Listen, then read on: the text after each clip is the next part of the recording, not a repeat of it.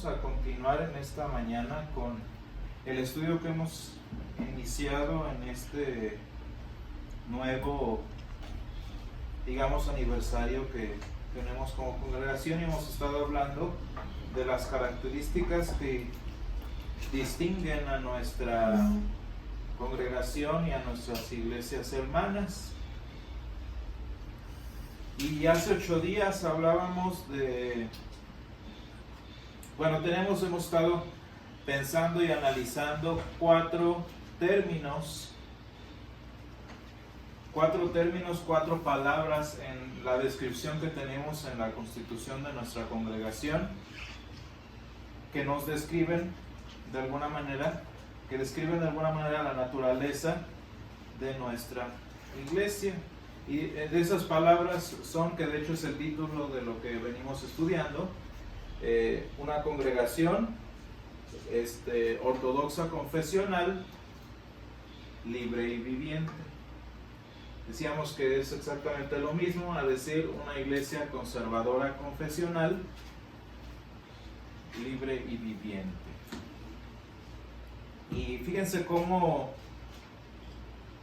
vamos partiendo de cómo el orden de adjetivos nos va dando una explicación más clara de lo que somos. Y es muy importante tener en cuenta ese orden, porque además de que uno es el resultado del anterior,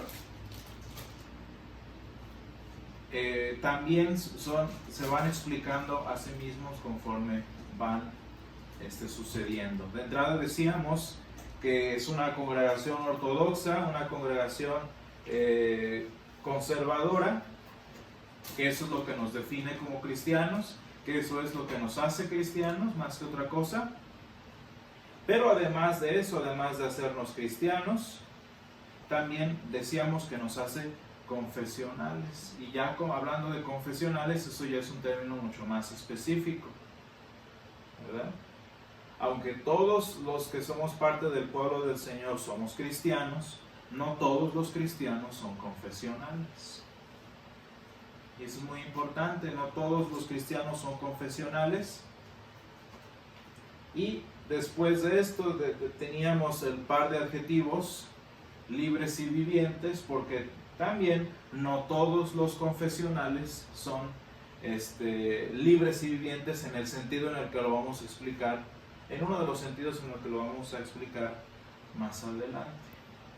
Pero si nos vamos así entonces desarrollando, fíjense cómo, ¿de dónde nacen nuestras confesiones? De nuestro concepto conservador de la Escritura.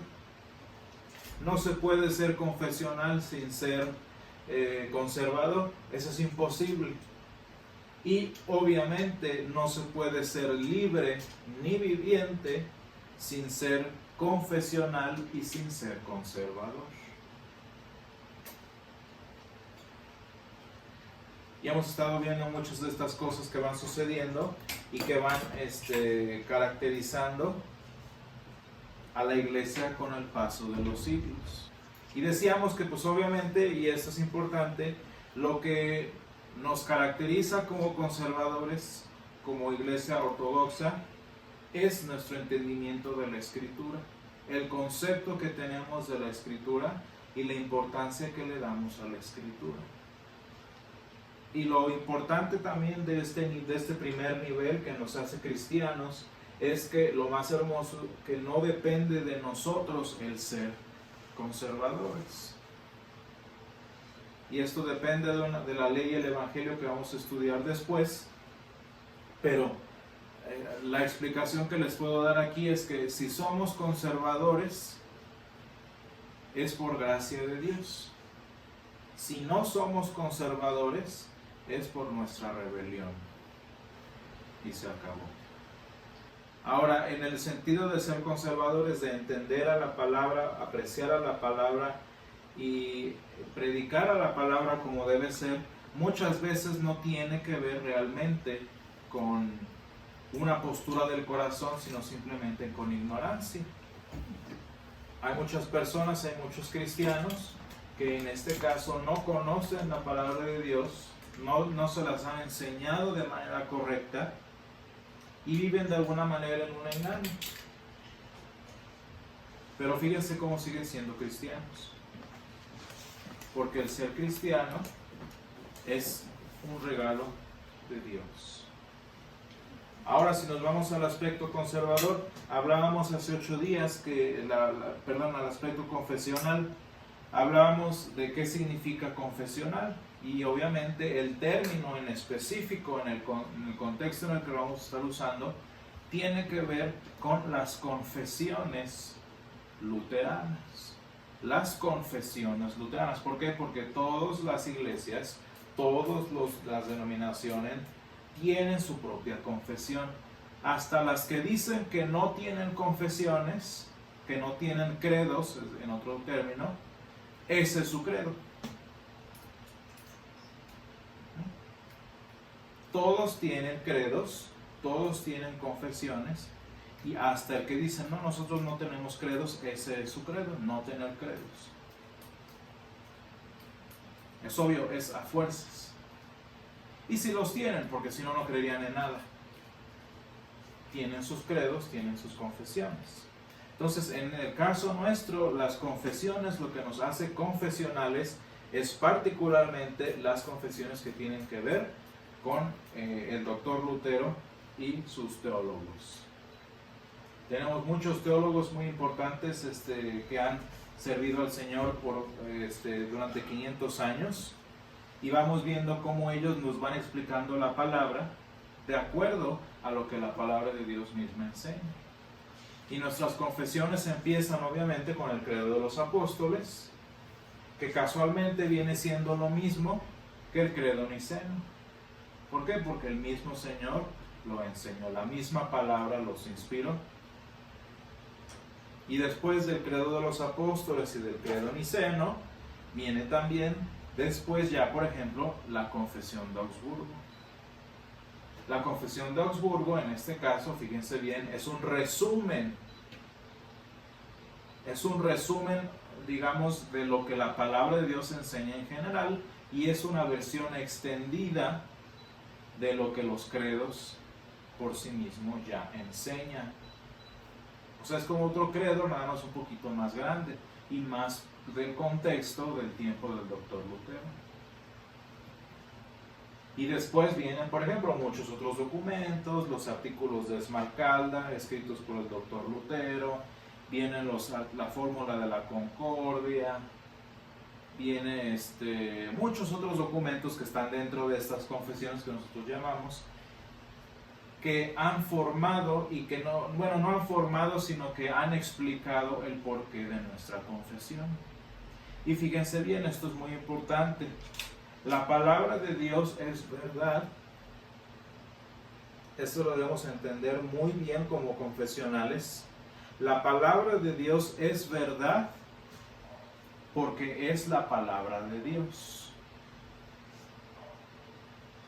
Y eso es muy importante. Dice el Señor Jesús, escudriñad las Escrituras porque a vosotros os parece que en ella tenéis. Y menciona de hecho en 2 ocasiones, uno la verdad y en otro la vida eterna. Y como dice San Juan en los últimos versículos de su libro, dice, pero estas se han escrito para que creáis que Jesús es el Cristo, el Hijo de Dios viviente, el Hijo de Dios, y para que creyendo tengáis vida en su nombre. Y dice el apóstol San Pablo, hablando de la Escritura, junto con San Pedro, y esto lo vamos a ir viendo más con detenimiento. Dice, la palabra de Dios es viva y eficaz, y más cortante que toda espada de 2 filos. Pero fíjense, estas son cualidades de lo que la palabra de Dios puede hacer. La palabra de Dios es eficaz, entre tantos otros adjetivos que tiene, es viva, es eficaz, más cortante que toda espada de 2 filos, bla, bla, bla. Y la palabra de Dios también tiene el poder de crear vida. Así como el Señor, por su verbo eterno, creó el universo, la palabra de Dios crea en nosotros vida. ¿Sí? La palabra de Dios es verdad, la palabra de Dios es vida. Como dice el cantito de niños, tú me dices lo que soy, de quién vine y a quién voy. Ese es el contenido de la palabra. Y vamos a ir viendo todas esas características de la palabra de Dios. Pero fíjense bien, y esto es lo importante, ninguna de las confesiones cristianas, ni la confesión de Augsburgo, ni el credo de los apóstoles, ni lo que ustedes quieran, ni los escritos de mi maestro, ni mis sermones, ni lo que ustedes quieran, tiene el poder de cambiar vidas. Ni el libro más bonito cristiano que leamos, ni el libro mejor vendido de algún autor cristiano, tiene el poder de la palabra de Dios. Ninguno de esos es verdad por sí mismo. Ninguno de esos es vivo y eficaz. La única manera en la que un libro cristiano, en la que una serie de principios cristianos es diferente a un panfleto normal, es diferente a un diccionario o lo que sea, es si contiene y si explica la palabra de Dios. Porque cuando explica o cuando contiene la palabra de Dios, ahí ya estamos hablando particularmente de qué es la palabra de Dios actuando y no el autor. Un canto, por ejemplo, un himno, una canción, una liturgia, lo único que los hace diferentes de una canción popular, del himno nacional, por ejemplo, es si mencionan el mensaje de la palabra de Dios. Y si mencionan el mensaje de la palabra de Dios o si citan la palabra de Dios, es entonces la palabra de Dios la que cambia los corazones, no la canción.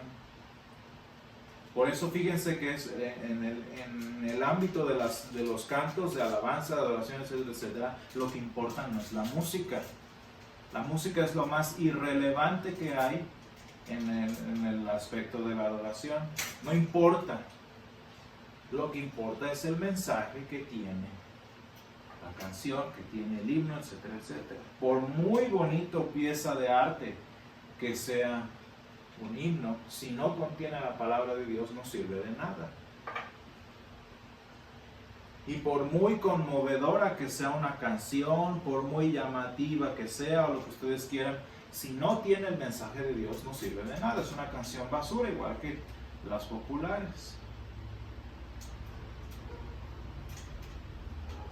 Esto aplica entonces a los documentos del Dr. Lutero, a las confesiones luteranas, en donde nosotros como cristianos las aceptamos, las confesamos, las aprendemos en tanto que, fíjense, esta es la palabra importante, en tanto que representen lo que la palabra de Dios dice.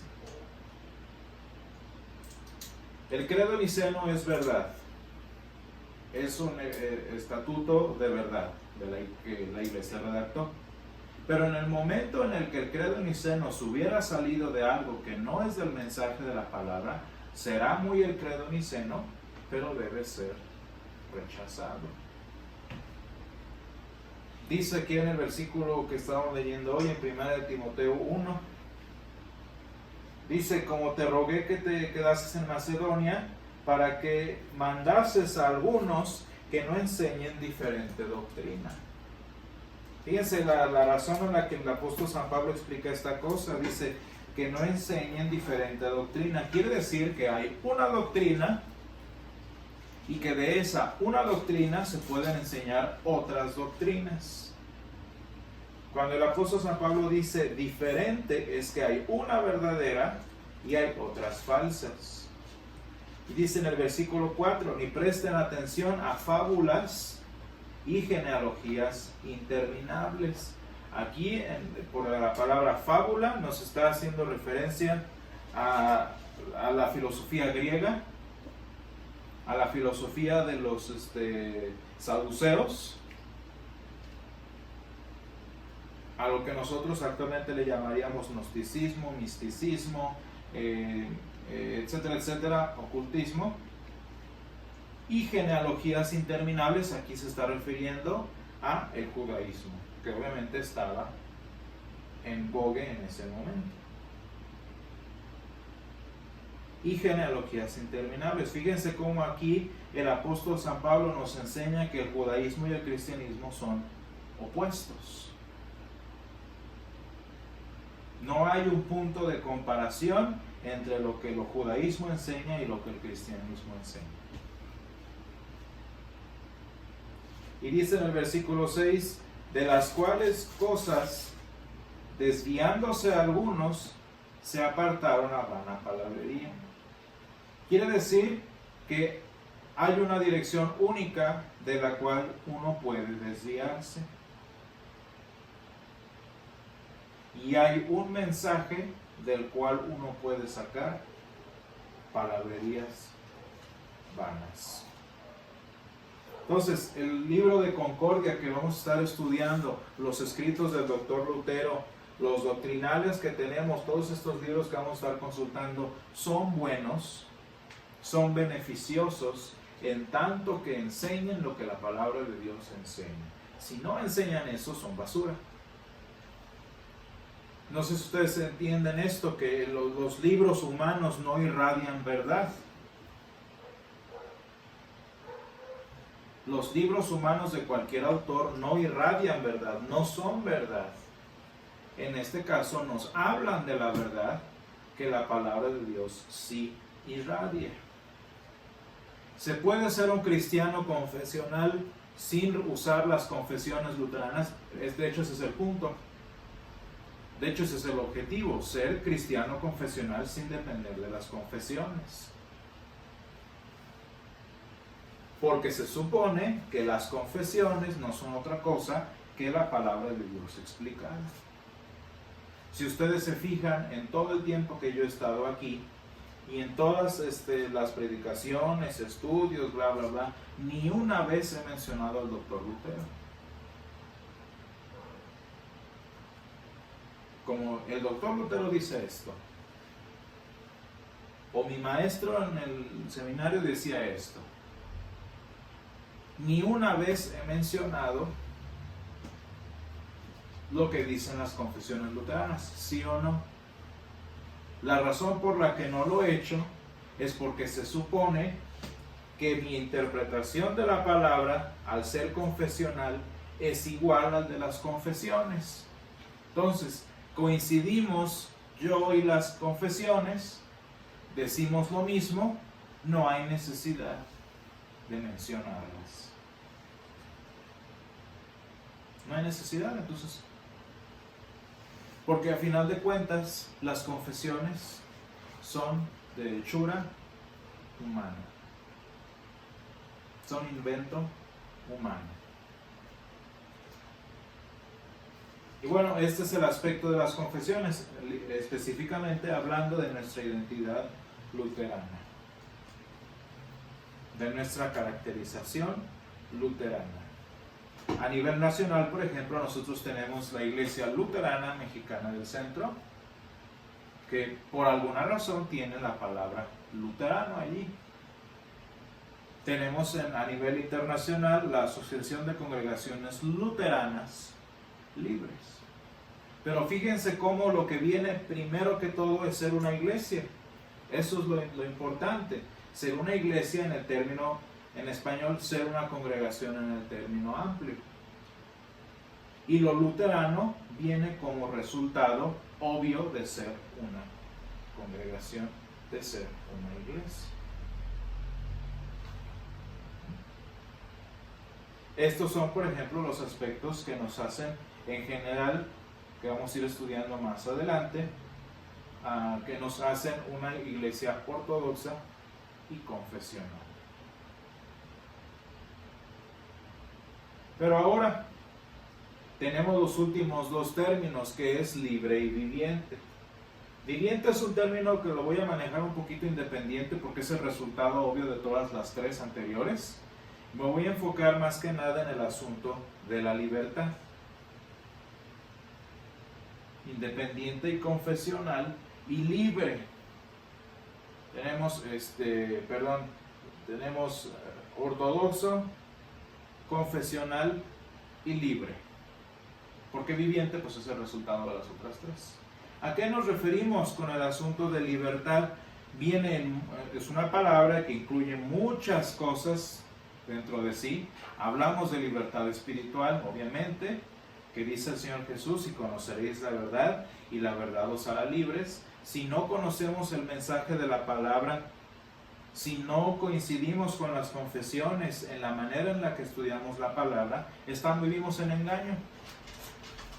No conocemos la verdad y por lo tanto, al no conocer la verdad, no somos libres. Se supone, ¿verdad? Y así es, que estudiando la palabra de Dios de manera ortodoxa y llevando una vida cristiana con base en la Escritura de manera confesional, el resultado es que somos libres. ¿No? Es natural, es un resultado espiritual. Se supone, por ejemplo, partiendo, por ejemplo, de la parte confesional, uno de los elementos de ser confesional es la separación correcta de ley y evangelio. Distinguir bien la ley del evangelio, eso es un elemento confesional. Pero si no lo hago yo bien, si no distinguimos bien la ley del evangelio, el resultado necesario y forzoso es que voy a vivir esclavo de la ley, aunque el Señor ya murió por mis pecados. Voy a vivir siendo esclavo de que tengo que ser esto, tengo que hacer esto, debo ser así, debo creer así, etcétera, etcétera. Y eso, naturalmente, es ser esclavo. Esclavo de la mentira.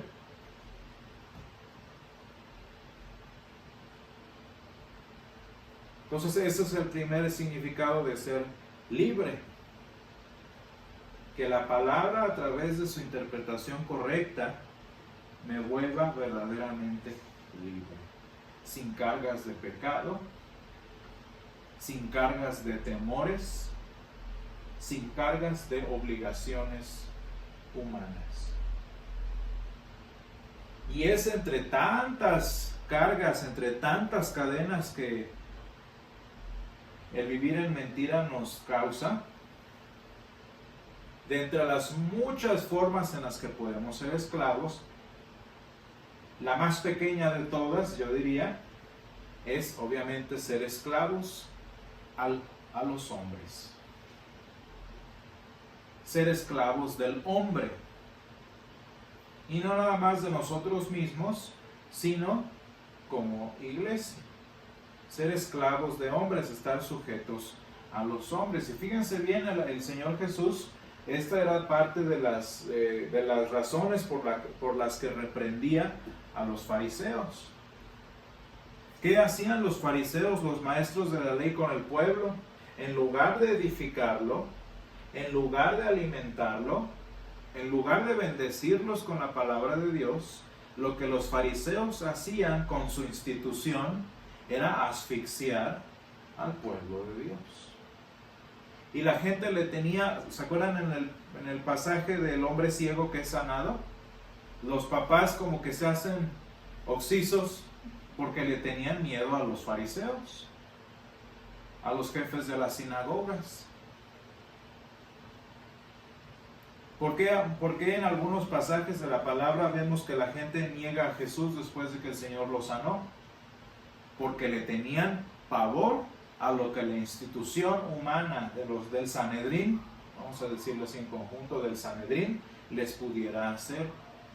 ¿Y qué pasaba si el Sanedrín se enojaba con ellos? Los cortaba de su relación con Dios.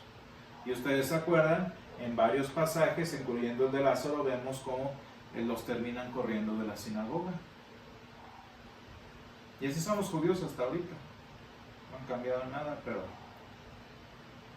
la gente tenía miedo de que los corrieran de la sinagoga, de que los quitaran de con Dios. Lo mismo que pasaba en el siglo XVI con las excomuniones papales. Y que si tú como cristiano, aunque fueras un cristiano devoto, aunque fueras un cristiano honesto, con una relación con el Señor, si hacías algo que molestara a la institución, no importa tu fe, no importa tu salvación, lo que importa es que la institución se enojó y te excomulgó. Ese es el poder de las instituciones humanas. el poder de asfixiar. Y no estoy hablando de instituciones así en general, sino estoy hablando también de individuos. De que si el individuo, el jefe, no quiere, pues todos se las lleva a la corriente. Lo interesante, por ejemplo, del doctor Lutero cuando lidió él con la excomunión, ¿qué hizo con la bula de excomunión el doctor Lutero? Pues estando él en la palabra de Dios, lo que la institución diga, pues felicidades, gracias, pero la palabra de Dios viene antes que la institución. Y en el asunto, por ejemplo, hablando ya del problema en específico con instituciones humanas, como nosotros como congregación, entre tantas cosas, creemos esto, dice, creemos que la última autoridad humana en las iglesias está depositada en la congregación local, sujeta obviamente a la palabra de Dios y al Espíritu Santo. Dice otro de los puntos que vamos a ir estudiando poco a poco, creemos que ninguna autoridad conferencial o conferencia misma puede negociar asuntos en particular nuestro. Y entre tantos otros aspectos, por ejemplo, nosotros como congregación libre, que ese es el aspecto más práctico, por así decirlo, de este término, nosotros no aceptamos una autoridad episcopal por encima de nosotros. A nosotros como congregación nos rige nuestra propia congregación. Y como congregación, como grupo, nos rige la palabra de Dios, el Espíritu Santo. Porque el Espíritu Santo es la autoridad de nuestra iglesia, no un humano. De tal manera que nadie puede, dice aquí el versículo 5 de nuestros principios fundamentales como asociación, dice, la congregación dirige sus asuntos sujeta a la autoridad de la palabra y al Espíritu de Dios. Fíjense, entiendan esto, es muy importante. No decimos que somos, ¿cuál es la palabra? No somos anarquistas. No somos a ver quién dice, no es un desorden. Nuestra autoridad es la palabra y el Espíritu de Dios. Porque fíjense bien, ¿qué pasa si la cabeza, en este caso, no sé, un obispo, un presidente, lo que ustedes quieran, se desvía de la palabra de Dios? Si la institución humana está antes de la palabra de Dios, aunque nosotros fuéramos buenos cristianos, la institución nos tendría que jalar. Y dice este punto muy importante: la congregación dirige sus asuntos sujeta a la autoridad de la palabra y al Espíritu de Dios, y no reconoce ninguna otra autoridad o gobierno eclesial sobre sí misma. ¿Por qué? Porque el hombre ha demostrado a través de sus instituciones que forza y tuerce el mensaje de la palabra de Dios. Ya lo dijimos, el Sanedrín en tiempos del Señor Jesús, la iglesia romana en tiempos del doctor Lutero, y en nuestro tiempo pues las instituciones humanas que existen. De manera que nosotros como congregación, por ejemplo, en este aspecto en particular de nuestra libertad, no reconocemos ninguna autoridad humana por encima de nosotros. Nosotros no tenemos un obispo, nosotros no tenemos un señor que nos diga y nos mande cómo debemos hacer, más que el Espíritu Santo. Y entonces ustedes se han de dar cuenta que con este modelo de libertad humana en el sentido práctico, lo importante y lo indispensable que es conocer y predicar la palabra de Dios de manera correcta.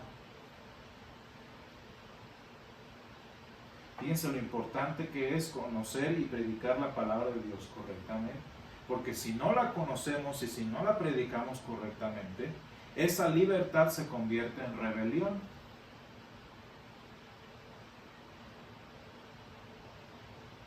Esa libertad se convierte en libertinaje. Fíjense bien con nuestras iglesias hermanas en Estados Unidos.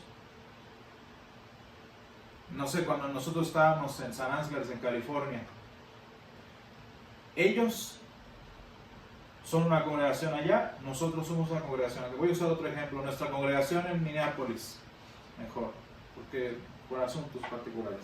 Nuestra congregación en Minneapolis,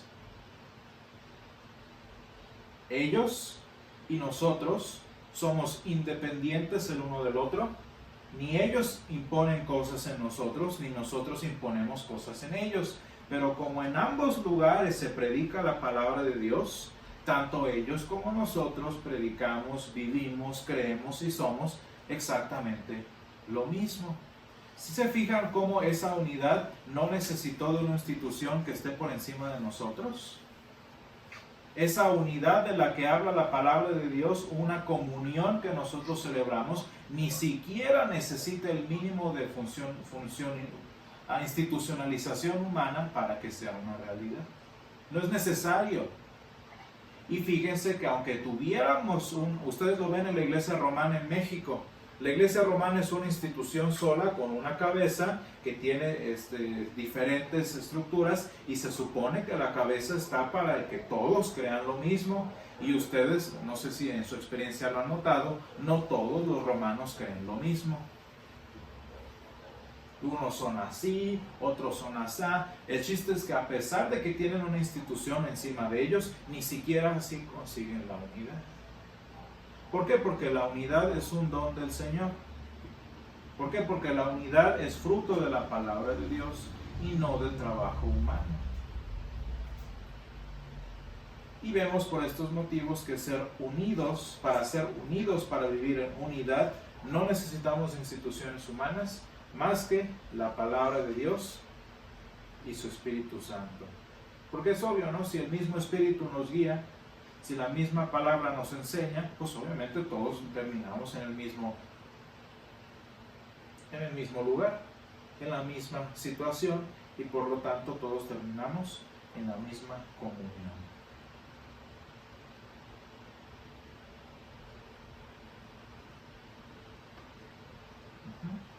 Bueno, entonces vamos a terminar en esta mañana y dentro de 8 días continuamos con... Ahora sí ya vamos a entrar a tema en particular con el asunto de la palabra de Dios.